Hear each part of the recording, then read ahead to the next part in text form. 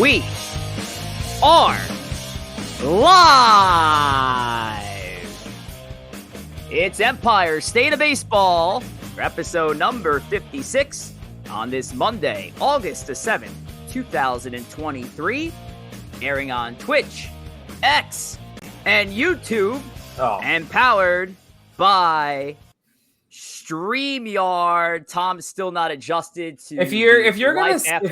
We're not saying X. Like I refuse. What do you mean we're not saying X? It's X. It's not Twitter anymore. Oh, Jesus Christ, people! What are we gonna do? We can't lie to our fans. We can't say them. Hey, all right. So I'll say the artist formerly known as Twitter. Follow us on that. But don't worry, Thomas. You're off the X promotions moving forward. Yeah, I made sure to do that just for you. Just for you. I mean, all righty. Welcome back to Empire State of Baseball. It's been a crazy week for New York baseball. Whether which side of the coin you're looking at, either way, it was a crazy week. For the New York Metropolitans, they were hardcore sellers, probably best sellers of the trade deadline, and brought in, essentially bought some top prospects to add to their now pretty extensive pipeline. We're going to get into the Mets later on tonight, but just quick glance at it, Joe. What would you grade the Mets' performance at the trade deadline? If you accept the fact that they had to be sellers and had to move, I would give them a B plus overall in terms of return. I still think Verlander especially could have theoretically bought a bigger return for them.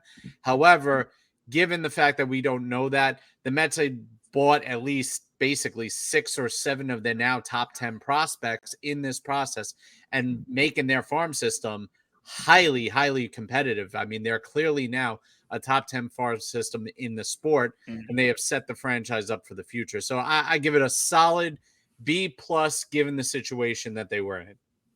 More said that the Mets traded away Justin Verlander. Yeah, no, I think the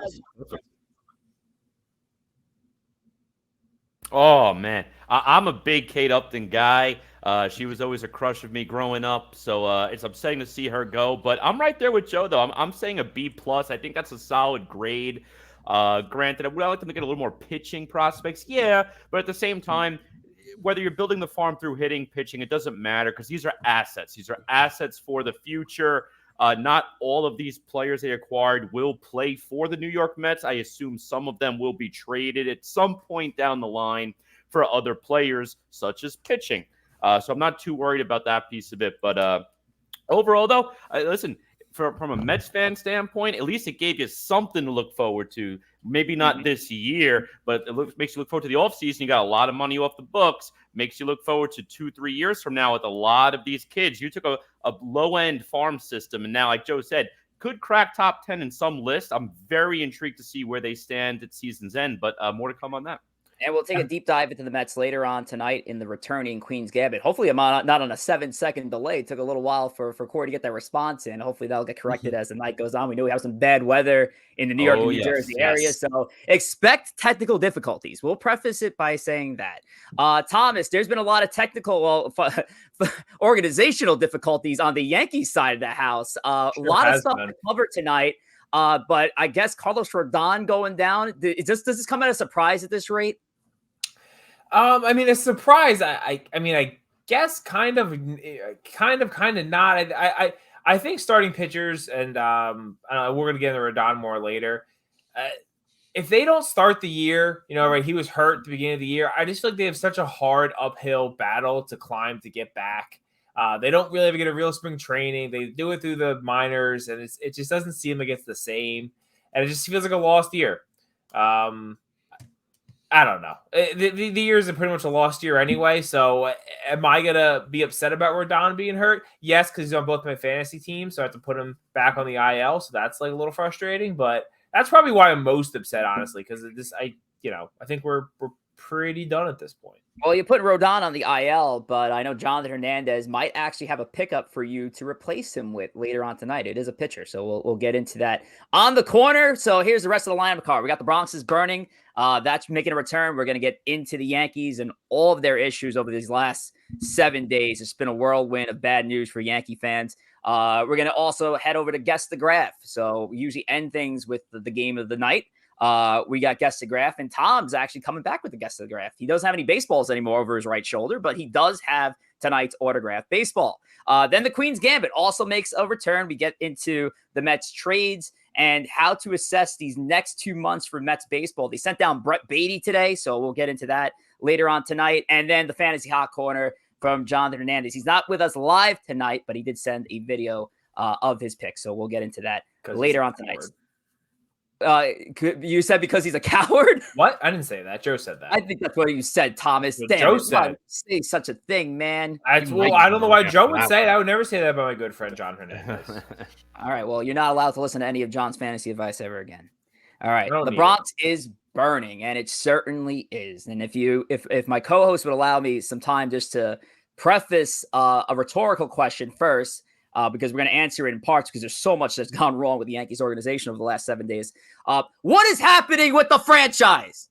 How did this Yankees team go from one of the most respected, refuted baseball teams of all time to looking like just a disorganized, malfunctioning sports organization?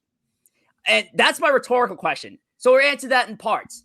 Let's talk about the trade deadline and how the trade deadline was an epic failure for the organization, because you didn't know if they were going to go down the buy route and add those couple of pieces. The Yankees went into the season without a left fielder, with X factors of a starting rotation. Could have addressed those needs last week if they really believed in the team that they have, that I don't believe in. They could have addressed those needs. They didn't. They could have offloaded some players that were coming off of their contracts, like Harrison Bader and Wandy Peralta and IKF coming up at the end of the year. A couple players that are on the hook until next year, possibly could have moved the Gleyber Torres. Who knows? They did not go down that route. They did nothing. They got Keenan Middleton and Spencer Howard. Was good this weekend. Sorry? Middleton was good. Middleton looked good, but he was a reliever added to arguably the strength of the team. So let's assess it. Trade deadline was a failure. Tom, how do you feel? Yeah, same. They did the exact thing they shouldn't have done. It was either buy or sell, and they said like, well, we're going to pick up a middle reliever, not get rid of the assets. I know there was some kind of reporting out there that Cashman was trying to trade guys. Hal said no, and yeah, it's just like another time where the Yankees are just stuck in the middle. They have a roster that is there's not a lot of moves you could make. They had things they could have done. Gleyber Torres, I think, as value is that like a 3 or 4 year high at this point. I think you could have gotten some decent return for him.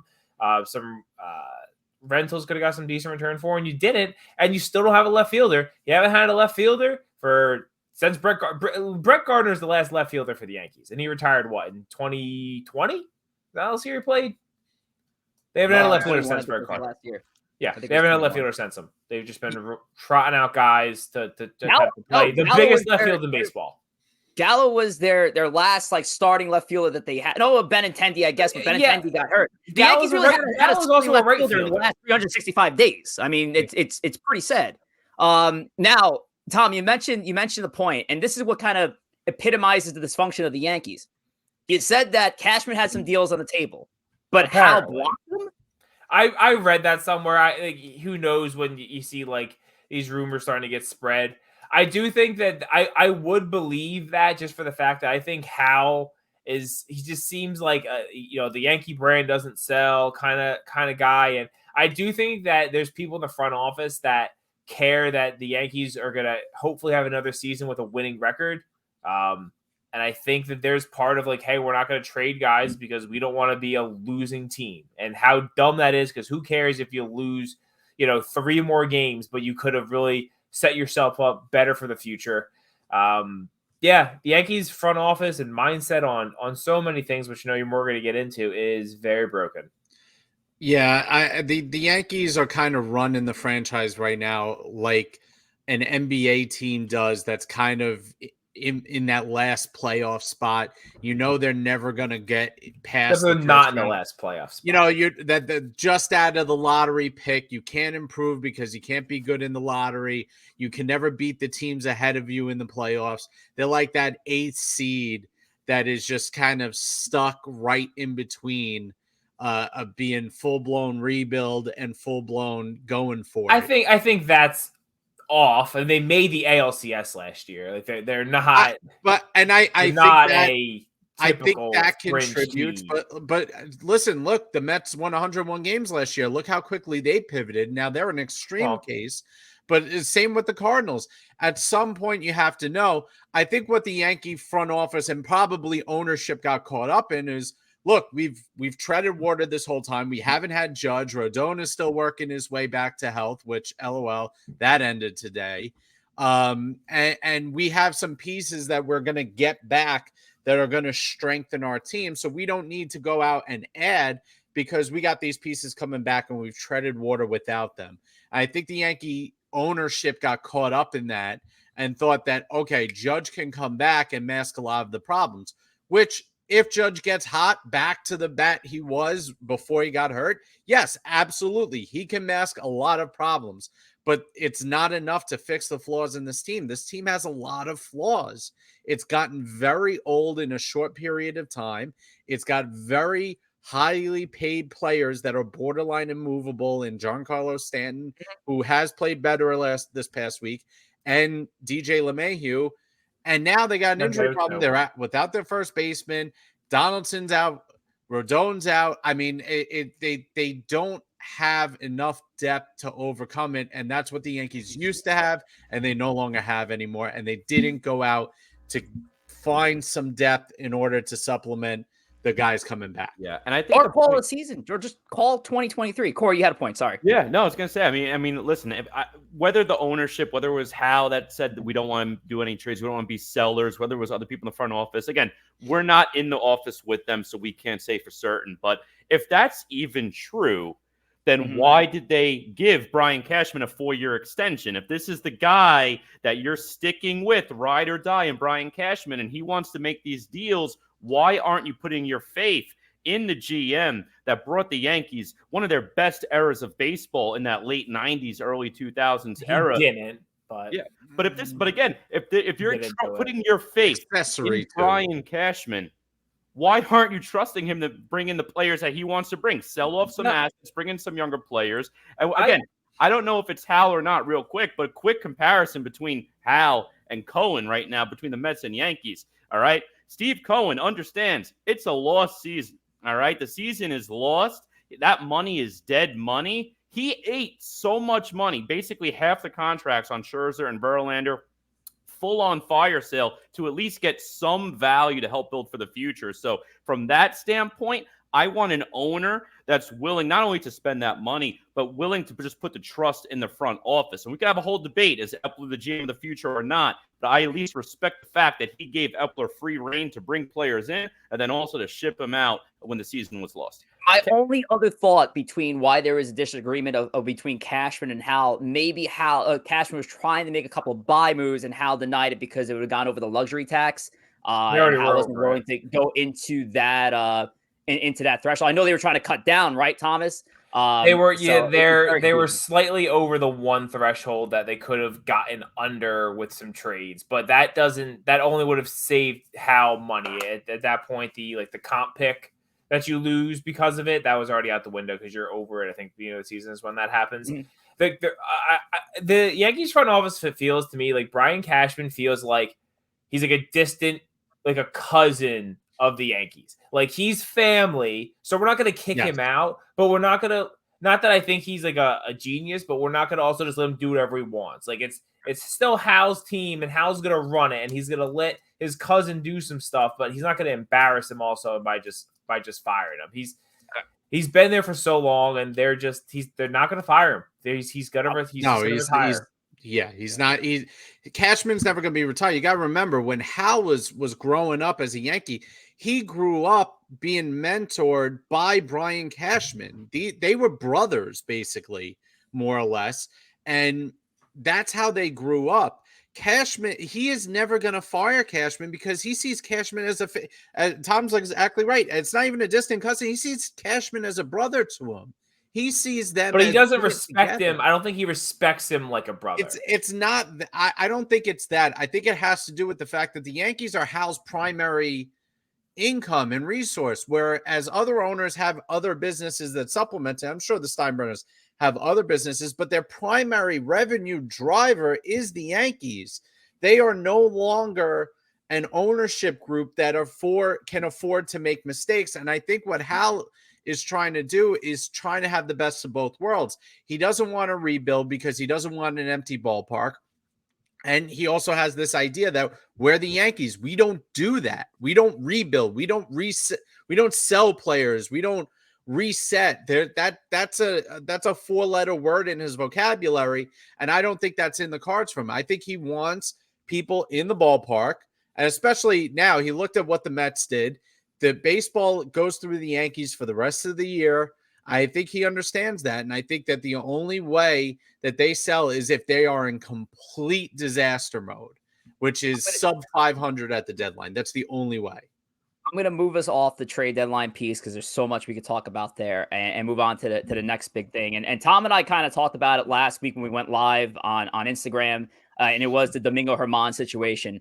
An unfortunate situation. You go back to the Monday relief appearance where Germán was pegged to start. He comes in middle of the game. They're claiming it was an armpit injury of sorts that was cleared before game time. 2 days later, he gets put on the restricted list for alcohol abuse. Now, you can put it as you want, and I don't want to take the situation lightly. Obviously, Germán's got issues that he needs to clean up, and the Yankees did put him on a well-being, an inpatient treatment for Germán. But the Yankees are just grossly mishandling what's happening because we don't know if a situation arose on Monday that was stemming from this. But clearly, Tom, we don't have all the story, and I don't think we're going to get all the story of what happened. I know there was an incident on Tuesday, but what are your thoughts on this whole thing? I was going to say, just to do the actual timeline of the situation, Germán had some sort of discomfort, I think, on Saturday in his armpit area, they said. He needed to see the doctor, whoever team doctor. I don't think he works at Yankee Stadium. I think he works at a local hospital. He couldn't get to the stadium until I think they said 5 o'clock on Monday, in which case they had to get a spot starter going because they couldn't wait to figure out what was going on. He got cleared, and then apparently he was able to pitch, which I think that had more to do with possible trade stuff of like we don't want to put him out there and we could try to trade him, and that's why. He then had the outburst of the situation on Tuesday, the day after the outing, where he broke a TV. He got into some arguments with people. The Yankees put him in the sauna, which also just like the last thing you want to do. Like if someone's drunk, they're dehydrated, and you're putting them in a hot box. Like that's very dangerous. It really is. Like I don't think we should. I don't want to make light of his issues he has going on. My thoughts on him are very well documented, and hopefully he gets the help he needs. He does have a family. He's married. I think they have at least one kid. So obviously, any type of alcohol abuse would be very bad for his household, and that's the most important thing. But you also, on the other hand, like Rich said, like you kind of can't trust the Yankees at this point with anything. I know you're gonna talk about Rizzo in a minute here, but we also had the Trevino situation this year, where Trevino apparently got hurt in spring and then just played all year through the end of June, and then said, "Hey guys, I really can't tough it out anymore." And they said he was healthy all year. You can't trust them with anything they say, and it's so frustrating as a fan base. And that's the point. And that's the point where I'm trying to make here. I'm not here to try to disparage Domingo Germán. I don't know what to believe from the Yankees sometimes. And I think Monday was a clear case of, all right, that's weird. Germán was not pegged to start. He comes in, looks fantastic. Looks like he has the best armpit in all of New York.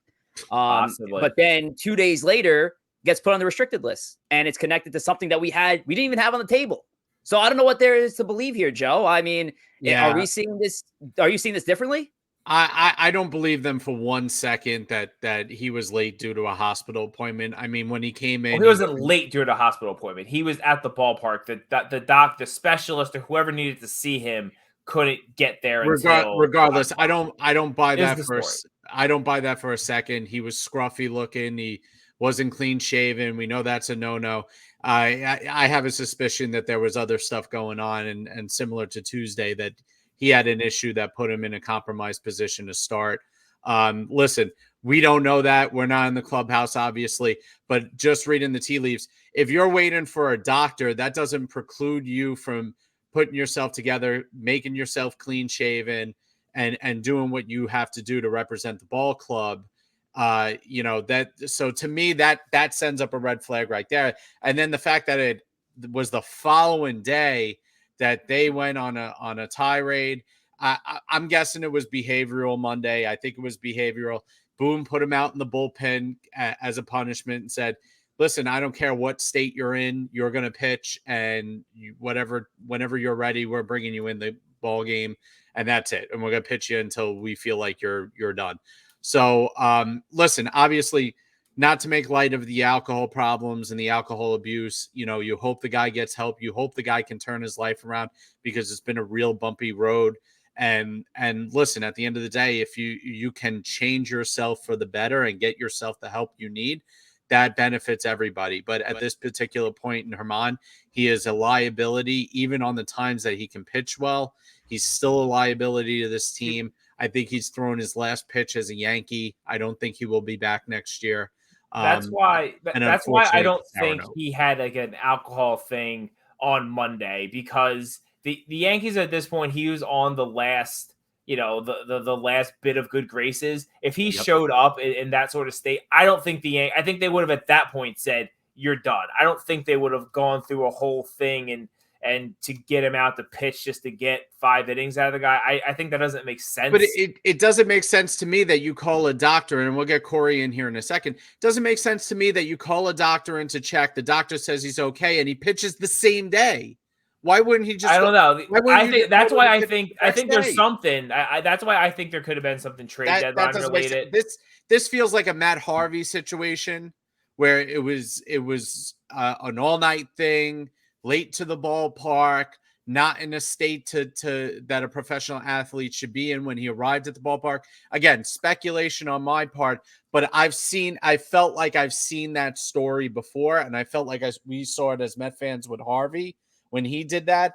And that's what it felt like to me, because it doesn't make sense that you would have a doctor visit your player, and then 2 hours after the doctor's visit, he's warming up in the bullpen to pitch. That sounds dangerous in my mind. Yeah, something was definitely weird with that whole Monday ordeal. And again, I don't know, what was it truly the armpit? Was he hungover? I don't know. Again, we're not there. We're not in the offices with the team.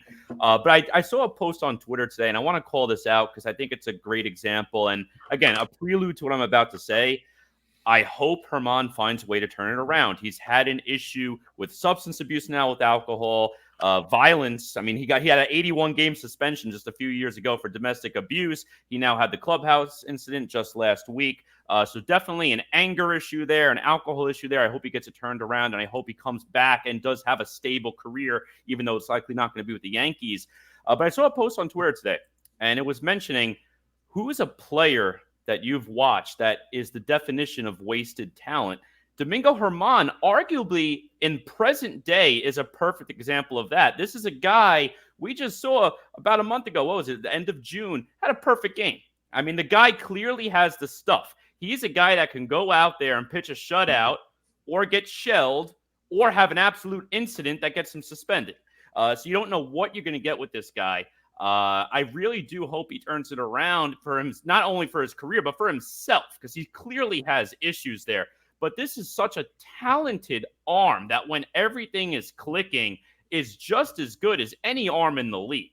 I mean, this guy could pitch. He's got the stuff, but I don't know what it is with him. He's got a lot of issues, and I hope he turns it around. I know mental health in general, that's a whole separate conversation that we could have a separate podcast for. But I hope he turns it around, because right now, he is the definition of wasted talent, and it's nobody's fault but his own. If I had to put one face on the Mount Rushmore of baseball's wasted talent, I'd probably say Josh Hamilton would be one to be up there. It's a slippery slope, because it's also a lot of guys who could have, I think wasted talent is. I'm not trying to put that in your mouth, in your words in your mouth, Corey, but it could be kind of like, hey, like Josh Hamilton had some issues, and that led to his talent being wasted. I don't know. So we'll see. And with Domingo Herman, I said it before, he's had an Oscar nominated 2023 to say the least. He literally could put a movie around this year alone. But hopefully he gets the help that he needs. My last point on the Yankees, Anthony Rizzo. And this is funny because I said in the last week, but really all this stuff happened within 3 days of each other between the deadline, the Domingo Herman situation, and Rizzo. May 28th has the collision, collides with Fernando Tatis at first base, goes headfirst into, I believe it was Tatis's leg or hip. The injury did not look good. Didn't look good. I thought actually when he had the injury, I was like, all right, concussion IL. That immediately thought that. The replays, the slow-mos, everything. He was back on the field 2 days later. Yep. I remember hearing something. I heard something today, real quick, Rich. It was just like, if this was the NFL, they would have buzzed him and sent him to get off the field. The NFL would have said, hey, no, you're done today because you're wobbly. Correct. He proceeds from May 28th up until the beginning of August to have the worst stretch among starting players in all of baseball. No one had any red flags about it. Even the announcers on the Yes Network was calling back to that collision, saying maybe there's something wrong with him stemming from that injury. They kept blowing it off. Finally, last week, it comes out, Anthony Rizzo hitting the IL because of post-concussion syndrome, and there you go. What, again, back to my original question. What is wrong with the New York Yankees? How have you put this guy in the field? How have you failed your team by putting this player on the field? And how have you failed Rizzo by putting him in that situation to begin with? It's unforgivable for me, Tom. As I said, before May 28th or whenever it happened, he was actually off to a great start. It's not even like he was like bad and then he got worse. He was doing very well. He was off to a career best. He was basically the worst player in baseball for 2 months. Yep.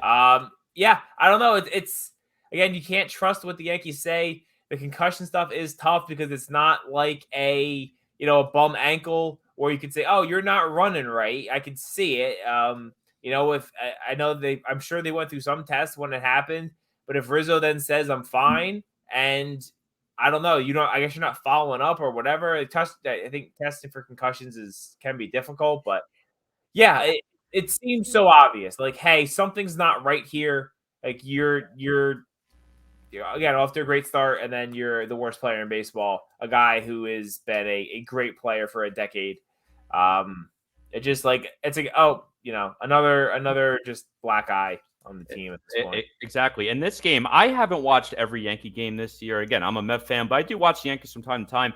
I was actually watching that game and saw the play live as it happened. I was like, oh, wow, hopefully this guy's okay. And then sure enough, he's back in the lineup just a couple days later, like nothing ever happened. But clearly something happened there. He got concussed. And right now with the Yankees, and we're talking about how the Yankees are handling all of their team situations, this is basically the Mets and the Yankees, the Mets from a few years back, switching spots. What did the Mets and Yankees switch medical staff? Because the first thing that came to my mind when I heard that was Ryan Church, 2008, when he was flying to Colorado with a concussion. And Ryan Church that year, I don't know if you guys all remember, was actually having an all-star season. And what happened? The same exact thing. They flew him home. Yeah, he missed a few days, but he came back and he couldn't even hit the ball. He couldn't hit a single, just like Rizzo. It's an exact clone of how the Mets piss poorly handled that Ryan Church situation. Same exact thing now with the New York Yankees. And to Tom's point earlier, too, in the NFL, it's a whole different system. It's not even the team's call anymore. It's the league's call. So I don't know if that's something that MLB as a league wants to look into. I know MLB probably not. Probably not. This isn't something that comes up too often. But I just meant the fact that the NFL, a league that is as violent basically as it gets, they're even like, hey, this is too much. Where baseball, the guy was like stumbling around, and they said, you're fine. Go. Well, listen, they had their own issues with Tua Tagovailoa this year. Let's not forget about it. So concussions are not a perfect science, but they literally created an IL stint just for concussions. Correct. And to me, I think the safe practice would be that if a player gets a sizable blow to the head, whether it's a baseball or a collision or something like that, that player should at least be removed from the game. And at the end of the day, if you put them on the 7-day IL, that's nothing. Just as a precautionary reason, because they had a clear, forceful blow to the head, this could have been avoided. And I think the MLB has to look into these issues that the NFL has looked into and say, okay, we've created the 7-day concussion protocol, but we need to implement an immediate a reaction that if you get hit in the head, whether it's by a baseball, whether it's a collision, that you need to be removed from that game immediately, be checked out by a specialist, and then be reevaluated for at least the next few days to make sure that no problems persist. Now, maybe that happened. Maybe it did happen. I don't know. But there was clearly something wrong with Rizzo. I mean, he was putrid. I mean, he was flat out horrific. And he said he had the reaction time less than a normal person. Yeah. So this was obviously a clear issue. In a sport that reaction time is everything. And my question would then be, for Rizzo's sake, you think he knew he was dealing with something, but because of the injuries to Judge at the time and Bader and Stanton still not being healthy, that there was a bit of pressure on him to say, I'm going to try to fight through this because my team needs me because no one else is healthy right now? I think so. I mean, he does seem like a proud guy. I do think that there is, it's tough in sports because you want your athletes to want to be on the field. So I do think that, there is part of it that Rizzo probably should have said, hey, listen, I'm kind of foggy.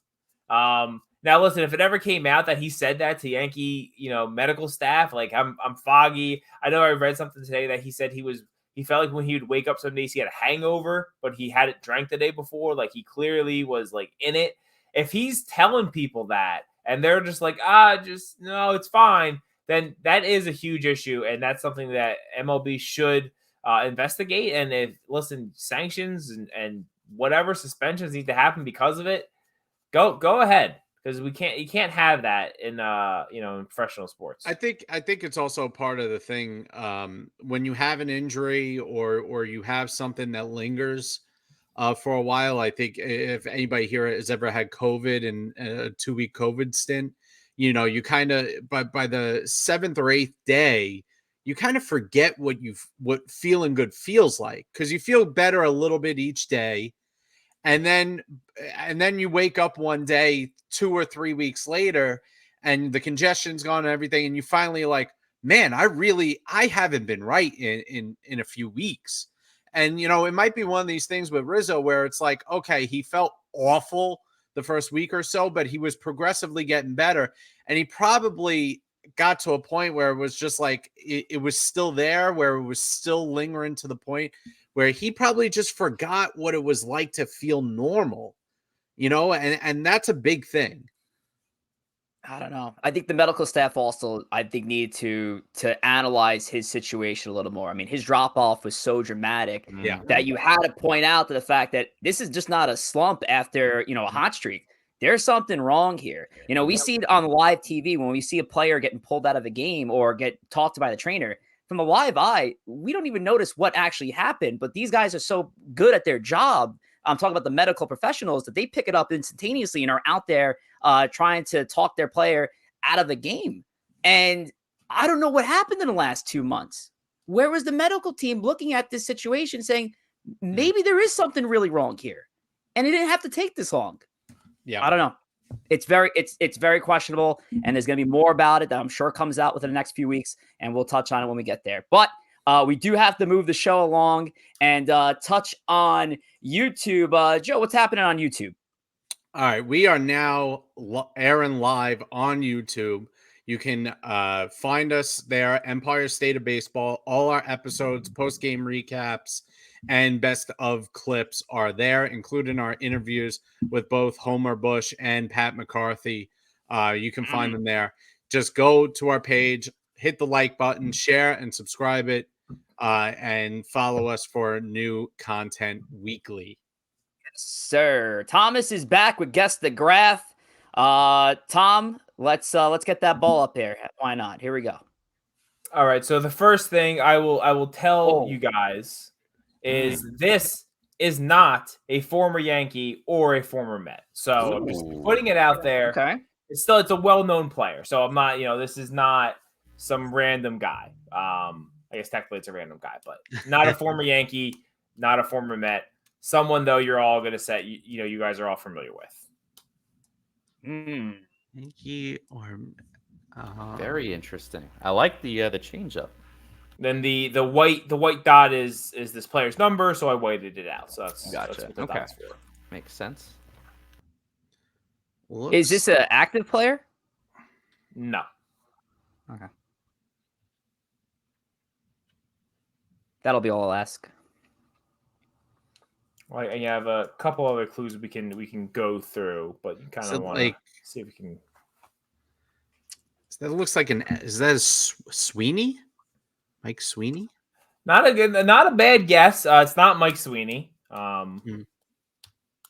But this guy would have played in the same, not on the same team as him, but in that same time frame. So we're talking, the recent past. Ryan Howard. It is not Ryan Howard. Okay. So the squiggly double in the middle. Oh no, it's not. It's not. It can't be. Oh wait, actually no. Let's go with this one. Chipper Jones. It is not Chipper Jones. This player, Adam Jones. huh? Adam Jones. Not Adam Jones. No. It looks like a Jones. Damn. This player is a former league MVP. Oh. This is a guy. This is not Joe's BS guys that he throws out sometimes. Come on. This is not Joey Ballsack or whatever Joe had on that trade that day. Is this Ballsack was a good player too. I mean, one of the best to ever do it.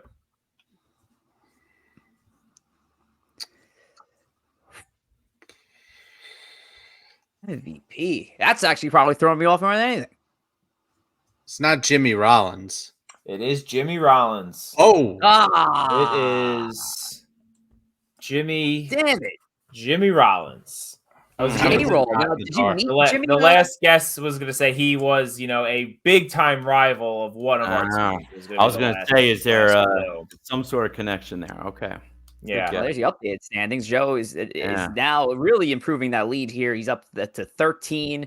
Me and Tom at 10. Corey still rounding out the bottom, but there's still plenty of season left. We can tell you, one core curriculum, which is coming up next week, can turn your luck around.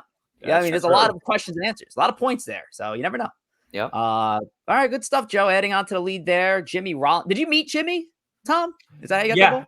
Yeah. So there was, there was a day in actually where the Orioles do spring training. They were playing the Phillies and got 3.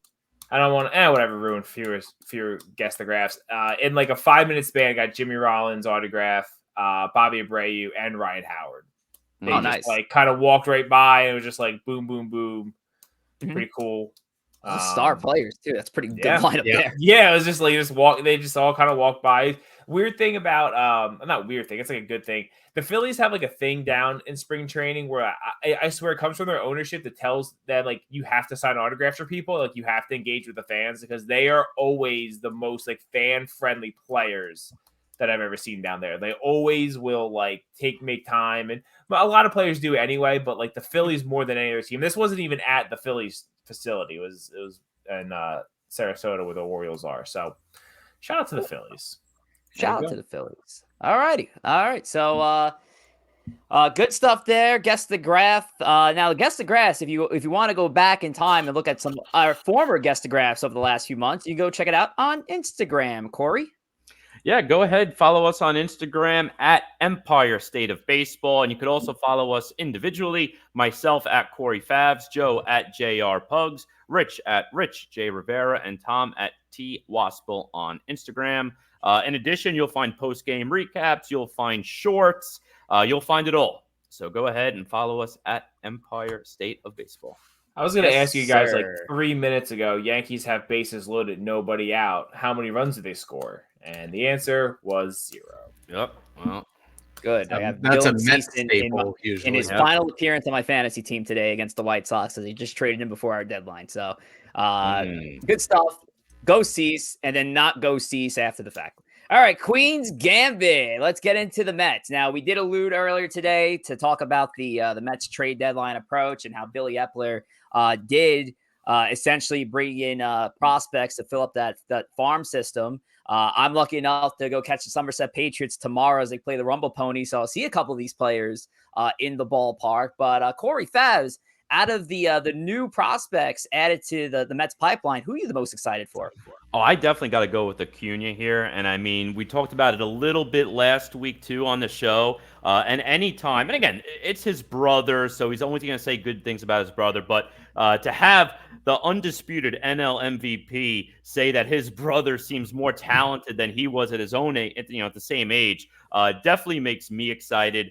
The Mets essentially paid like $50 million when it's all said and done to acquire Acuna, thinking about that Verlander deal and how much they ate on that trade. But right now, Acuna, he's going to slot right in there in Double-A with the Rumble Ponies. Right now, slotted as the Mets' number 2 prospect in their system.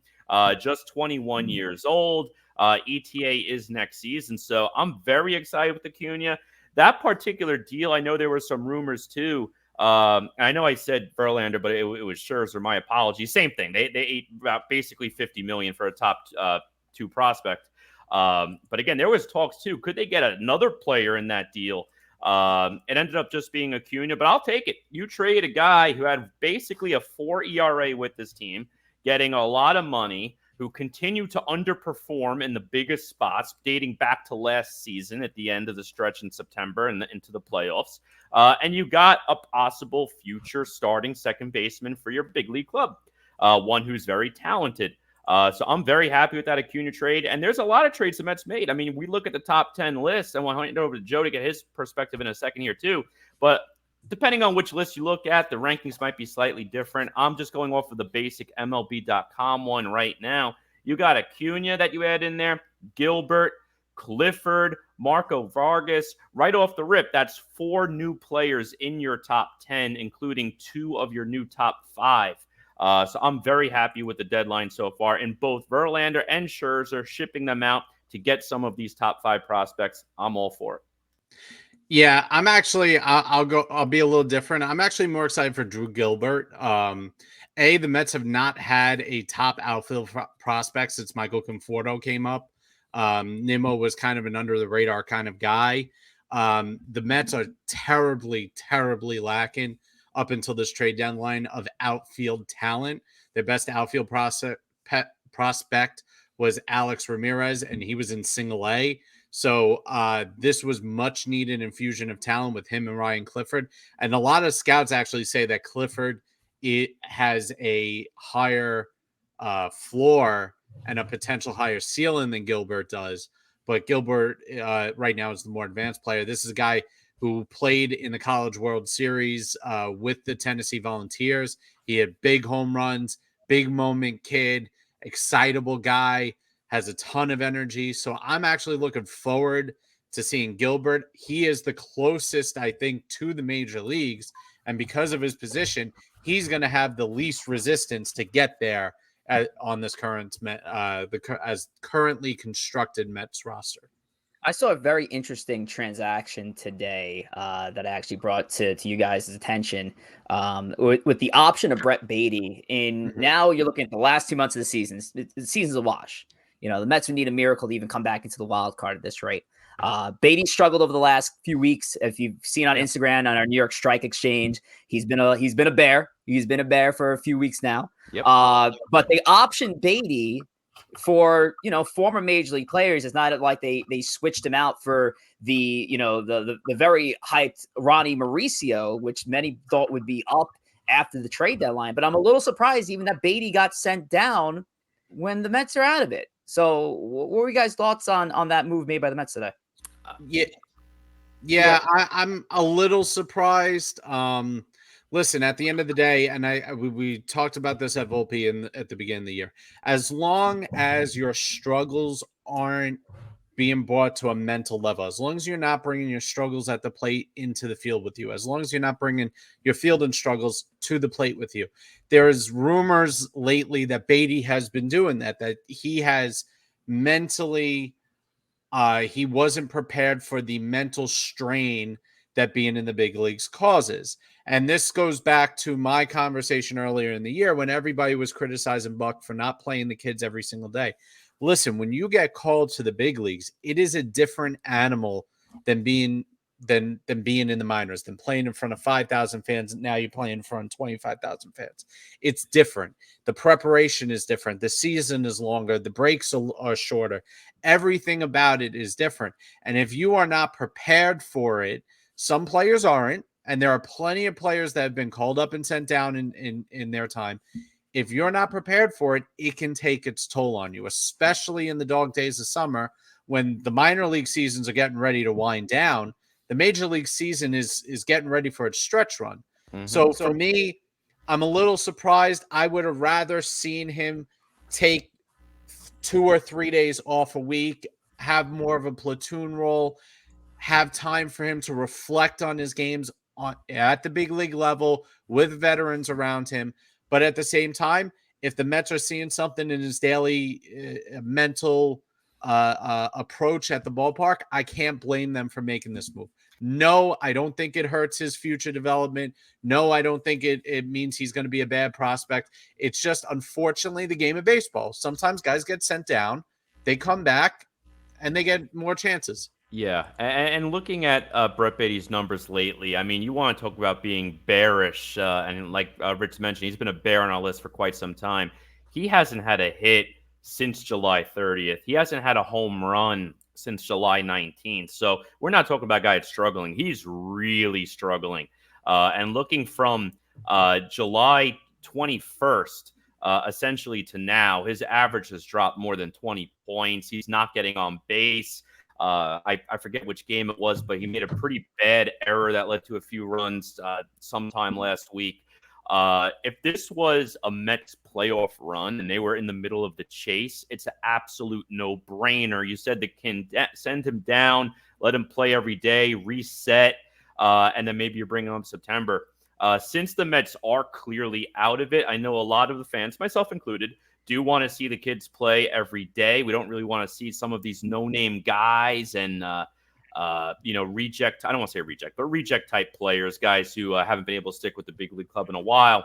But I'm not going to go crazy about this move because it's not like he's hitting getting a hit every couple of days. This guy isn't hitting at all. I mean, he's giving you no production.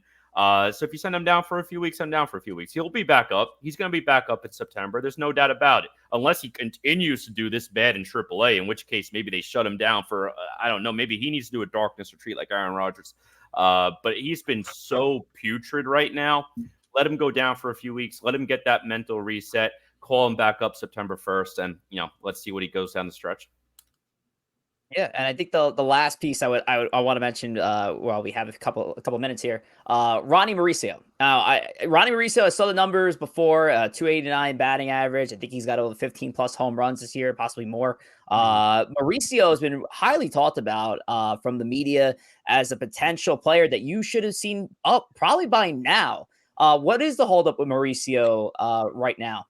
Yeah, I think it's mostly from a defensive side of the ball. I think the approach is a little bit worrisome. He doesn't take walks. He doesn't look to get on base. He's got a free swing and approach, which necessarily isn't a bad thing. But I think some evaluators think that he'd chase way too much here in the big leagues. But I think mostly this is from a defensive standpoint. The fact of the matter is he's blocked by Francisco Lindor. So that means he had to undergo a position change. Then they signed McNeil to a 4 or 5 year deal in the offseason. Now the position he was learning in second base is also blocked. So now they sent him out to the outfield to learn the outfield. The problem now becomes is he played 3 positions. He doesn't play any particularly well. And the last thing they want to do is bring him up and struggle defensively in the major leagues when they're not 100% sure about his approach at the plate. If he was a Gold Glove defender that was probably taken naturally to either of those positions, I could see them bringing up and let him go at it. But at the moment, I think they're worried about the defensive liability and the fact that will end up impacting the rest of his game. And you don't want to waste him at DH either. That's the thing, because if he's going to come up and if he has a future with this team, it's either playing second base or it's playing left field. It's going to be one of those two spots. So you want to give him the time at those positions. I think he's another player that come September, we'll probably see him up. Because once September comes around and the Mets are all of a sudden 15 games out of it, season's long gone, zero pressure whatsoever. Beatty's going to be back up. Mauricio will be up. And we'll kind of roll from there. And maybe he goes, on one of those stretches where he ends September, maybe 20 games played, hits 300, hits 5 home runs. You say, all right, this is a guy we could build around next year. He'll be up this year. I'm a little surprised it's not yet, but at the same time, I'm not. And I know that's weird to say, but I know they want to give him experience in multiple positions. They're a little concerned with the K rate as well. So, we'll see what happens, but he will be up this year. He's not going to miss the whole season. In the It could also be a situation where, because he is blocked, maybe they don't want to get him exposed at major league level. If they want to try to trade him in the offseason, you don't want to bring him up and have him hit 150 for 2.5 months. If that happens, it's very well, it could happen. He can come up and hit 400 and be, the next hottest prospect in baseball. But you don't want to just tank his value if maybe he's going to struggle in the field, and then what if he struggles at the plate, and then you know where to put him, and that's a fair point. I think they also just got to commit to a position. I mean, if you're going to say, okay, we're going to bring him up for the last 3 weeks of the year, he's going to play left field, that's going to be his position, and when we roll into spring training next year, we're going to pencil him in as a guy who's competing for that left field starting job. That's completely that's what I would like to see. But I don't want to see him. Well, he's going to play some second. He's going to play some third. Then he's going to be the backup shortstop if Lindor needs a spell. I don't want. I want a committed position, because I got a guy in McNeil that can go all over the place. Why put that pressure on a rookie to be a super utility guy when you already have that guy signed in Jeff McNeil, who can play 4 positions on the diamond? Ask the Yankees what they did with Oswaldo Cabrera. Yeah. I think it's a great piece to try to move along. You try to sell a team on a power hitting, switch hitting shortstop from Dominican Republic, because there's one in Major League Baseball right now who's tearing it up with the Cincinnati Reds. So could be an easy sell just from that profile alone. But we'll see that coming off season and if he does get moved. And I do have one more point right before we move on, because I know Tom mentioned maybe that's a nice trade piece. And earlier in the show, we mentioned too, the Mets are acquiring a lot of these offensive players that could potentially be traded off. Well, guess what? Acuna, who we just talked about, is a second baseman. Mauricio right now is probably more projected as a second baseman than an outfielder. And Mets need pitching. Could this be a guy to look to swap? And again, there would have to be some other players involved here, but just one random proposal, and there'll be a lot of proposals in our offseason segments. What about a trade around Dylan Cease and Ronnie Mauricio? And again, there's going to be other aspects of that trade. It wouldn't be 1-for-1, but a trade like that, you're trading your excess in an infield position for a position of need in starting pitching. Cease was already mentioned as a trade candidate for the White Sox. The White Sox also trade away Tim Anderson, who was supposed to be their infielder of the future. So maybe this shortstop can actually take a punch. So So actually, before we end the show with the Hot Corner, that was one of the best brawls I've seen in a while. Oh, I love that. When was the last time you saw 2 legitimate superstar baseball players just throw down? That was a legit fight. That was a UFC. That was not a fight. That was Tim Anderson getting knocked out. It was Tim Anderson getting Tyson didn't even have that fast of a knockout. But when was the last time you see 2 guys square up and for 3 seconds measure themselves? Usually it's wild swinging and it turns into a tackling. There's no gift that gets me more excited than watching Rugi Odor punching Jose Bautista in the face. It's my favorite thing I've probably ever seen in my life. And the radio call by Tom Hamilton needs to go into the Hall of Fame. Down goes Anderson. Down goes Anderson. And honestly, both situations very similar. Joey Bautista and Tim Anderson were the aggressors in the situation, and they walked into a bad time. You can't be the aggressor, put your hands up, and then just get knocked down. That's embarrassing. Anderson should focus more on his own play than pissing people off, because he's been awful this year. He's got 1 home run. So Anderson, and listen, he's got priors anyway. So as far as I'm concerned, Anderson's really not doing himself any favors by getting into any brawls, because he's been brutal. He's half the reason that the White Sox have absolutely collapsed as a team, and he has lost a lot of credibility. Oh, yeah. Well, Tim Anderson, you got 6 days of sitting on your ass and having nothing better to do. So why don't you just subscribe to us on Twitch? Tell them more about Twitch here, Tom. Listen, Tim, if you're out there watching, we would love you to join our Twitch live chat. I think with your suspension, you'll be available to watch next week as well. Just how that might line up. But yeah, Twitch is our original home of streaming. So we would love you to download the Twitch app and to subscribe to Empire State of Baseball. The link is in our link tree. It is the best way to engage with the show. We'll have your comments coming through to us. And it's a great way to get involved. And And Timmy, if J-Ram ain't putting you to sleep, Joe will put you to sleep on the show if you listen in. So go check us out on Twitch. All righty, Fantasy Hot Quarter. Let's wrap things up with this. John didn't join us live tonight, but he did submit a video of his picks. So let's listen to John Hernandez with the Fantasy Hot Quarter. What's going on, ESB crew? Back for another Fantasy Hot Corner. Let's talk about somebody who's just a model of consistency. Freddie Freeman, Los Angeles Dodgers. First baseman hitting .339 again. The guy just seems to always hit over 300 every year. He's got 23 home runs, 40 doubles already. He's on pace for just another ridiculous season. He's getting a little older, but you know what? He's showing absolutely no signs of slowing down. It's a good deal the Dodgers signed him to. It's only 6 years, $165 million, I believe. I mean, for the production that he's giving them, along with Mookie Betts, you absolutely are getting your bang for your buck. He's the model of consistency, and sometimes you just got to talk about the guys that are so obvious right in front of your face. Freddie Freeman, another MVP quality season. Oh, yeah. Freddie Freeman, once again, an unbelievable year for the Fred Dog. I don't even know if that's a nickname for him. I just gave him that.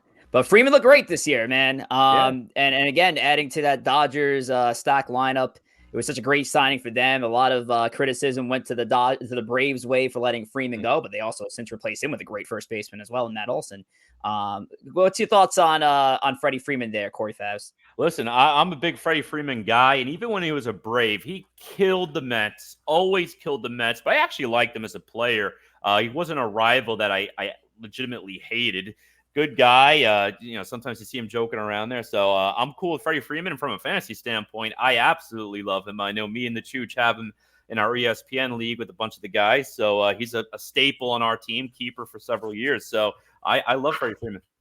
One of the best things to watch when Freeman was Brave was when Freeman and Jacob deGrom faced off, which was quite often. It was some of the best baseball that you could pay to watch for, because you had the best pitcher and you had legitimately one of the best underrated hitters of the game, and they would absolutely have these unbelievable at bats against each other.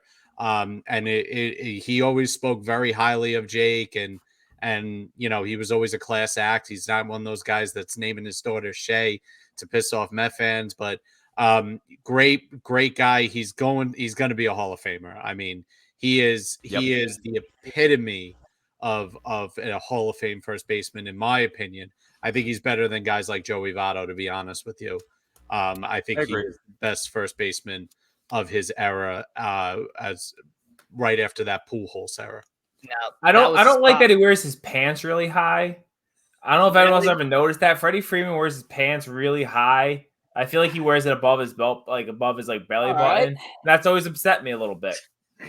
Okay. Great player, we're gonna look that up. And while I'm looking up Freddie Freeman's pants, let's go to the second part of the fantasy corner here. For the fantasy pickup this week, I'm going with Carter Crawford of the Boston Red Sox. Owned in under 10% of ESPN leagues. Crawford's got 2-week matchups against the Royals and against the Tigers this week. He's pitched pretty well the last couple of outings. I don't know how much I love Carter Crawford going forward for the rest of the year, but if you're looking for just a nice little streaming option for this week, I think you can go with Carter Crawford and you're going to get some good value there. The Royals and the Tigers are both atrocious against right-handed pitching, so pick up Crawford, see what you got. You can roll with him after that if you want, but I think he's good after this week. I mean, Tom, he's 6'5", but I mean, Aaron Judge is taller than him. Aaron Judge doesn't wear his pants above his belly button. It's a weird look. It's a weird look for they're really high. They're really high pants. Tom, you're really high on Cutter Crawford. Sure, why not? Listen, we're in the time of baseball season. I'm checking in both my leagues. He's not available. You needed the pitcher. Cutter Crawford, yeah. So, yeah, we're in the time of fantasy baseball season where streaming pitchers is kind of the name of the game. You want to get these guys in the 2 starts. So, if he's a guy that's available with 2-week matchups, you got to love it. I'm sure all of us are kind of in that pinch getting into the playoff season. Maybe you have Carlos Rodon on the IL now, and you got to pick some guys up. So I support adding Cutter. I can't because he's not available in my league. I do like to pick up John's guys and just to see how they work out when I can. So I can't do it this time. Fun fact: I actually dropped Crawford. It was about 3 weeks ago or something in the Yahoo League. So I had to activate Merrill Kelly, who came back. I had a lot of excess pitching, so I think Crawford at that point was the guy I cut bait with, but that was right before he started his better stretch. So someone picked him up in my one league like 2 weeks ago, which seems like a very odd time, and has held on to him. So yeah, I mean, I think he's pitched well the last few outings, and kind of one of those guys that can be a starter. He can sometimes be a bulk guy when the Red Sox choose to go with an opener. Sometimes they do that quite often. But he's been a quietly productive player for the Red Sox. Part of the reasons why the Red Sox are not quite completely dead in the water. I know them and the Yankees have been juggling that final spot in that division, but Crawford was in a weird way. Red Sox are just one of those 3 or 4 teams that have fully invested into the bulk relievers. Nick Pivetta made it more famous this year than anybody with the way he went about. I think he's actually back to being a starter now. But Cutter Crawford, good pickup. So if he's available, go grab him. And thanks, John, for the pick, and make sure to give him a follow on his social media platforms. And also, as I mentioned before, give us a follow on the artist formerly known as Twitter. That is X now, at ESB Podcast, at G Gory, at JR Pugs, at Rich J Rivera, and at T Wospil. But who knows? Tom might not be. He might be off this thing by the next week. Who knows? Catch me on Threads. There you go. There you go. Catch him on Threads, and maybe we'll get there too. But follow us on X, the artist formerly known as Twitter. And next week, make sure to come back for another edition of Empire State of Baseball, episode 57, 8:00 p.m. Eastern Time on Monday, August the 14th. I know there's going to be 1 or 2 weeks around Labor Day weekend that we are possibly going to be taking off. So we'll keep you guys posted on which dates possible, but just be aware of that. And until then, let's send our thanks around the room, starting with Thomas. Tom, what do you got for the faithful? I'd like to thank DJ LeMahieu for grounding out with 2 guys on there, and the Yankees are chosen 2-0. So I want to thank him. DJ. Yep, I want to thank him for that. All right. Mets are winning 7-2 on the back of Pete Alonso's 2 home runs and 5 RBIs. So thank you to Pete, as one of my fantasy teams is doing well, and John's fantasy team is doing well right now, but could have used those last week. Yep, I'm going to give a thank you to Billy Epler, and this is a guy who I was disgusted with for the longest time, but disgust just moves to general disappointment. But it was a great week for Epler, though. I can't complain. Thank you for actually making something out of nothing this year. I want to thank God for not shutting down the podcast tonight. A lot of bad weather, but it looks like we've made it through. So we're gonna end on that note before the lights go out here. We'll see you here next Monday, 8 p.m. Eastern Time on Twitch, X. That's X, Tom, and YouTube. Give it to you. See you here next Monday. Take care, everybody.